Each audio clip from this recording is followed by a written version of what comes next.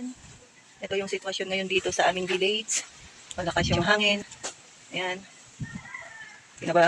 Kuha ko na itong mga dahon.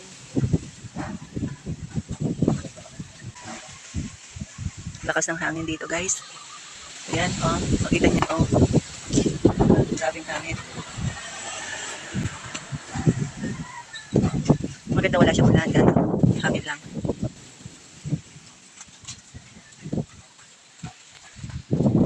Matao-tao, guys. Ayan. Hangin lang naman ang malakas, guys. Ayan.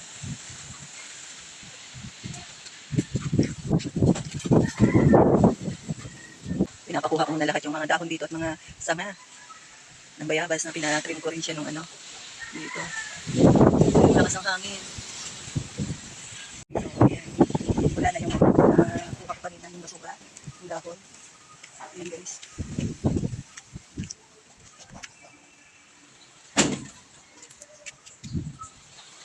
Alisan ko na rin dito, guys. Daming dahon kanina. Dito sa aking mini garden.